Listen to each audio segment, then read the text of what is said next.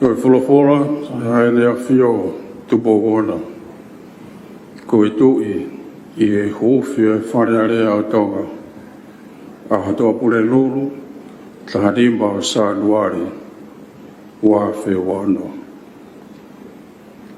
O tau whawhitai ki he o tua, o tau he molotu ki ai a Tonga. He tau au sia, ai tau whohoni. O lau maari e lelei pēa e eksia, e pare e mia ma kapneti. Kau whawhonga e hoi ki nau pere, pēa pehe ki e kau whawhonga hoi kakai. Ko e ta uni, o kuiaia e pare e mia fo ou, mo e kapneti kua de whiri. Pēa pehe whoki ki he eksia fo ou e Falealea. Pea mo hona tokoni.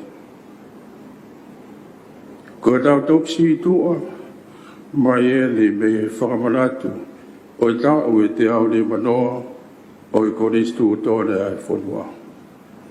Ai anai whakahoko i nao me ma. Pere tau whanonga he ta uni, mo i senturiua o i lot whakaristiane i whanuani. Ko ia koe kau whawhawhonga ko whiri mai ki he wharen. Ko i kakaita tau pe o ko ngāu i ki he pureanga mo e whanua. Pea o ku lotu i hanau api mo e kolo. O ku i kai ke mawahe wahe. Pea koe toko lahi o e whanua o tata whai e te ngāu e. Pea o ku iai i ai sias o ku kau ki ai. E ene pehe, o koate e ku talamonu, ki e eksea e Falealea, e pare e mia kapneti, pia mai hou e ki nao pere, mo e kau whawhawhonga o e kakai. O kouto o pehia, ko e whakatokanga ki he whare mo e whanua, pia ko e ngahi kupu i folofola. Ko e whai to tonu, o kune hāke a ki i hapureanga. Ka koe whai hala, ko e māanga o hakakai. Ka toko lahi e whai to tonu, o fie fia e kakai. Ka o ka pure a yanga hala, o ku langa tuu a e kakai. Ko e pure o ku whakaongo ki he rea kākā, o ku wanga hala kotoa ai kakai o ku trauhi ki a teia.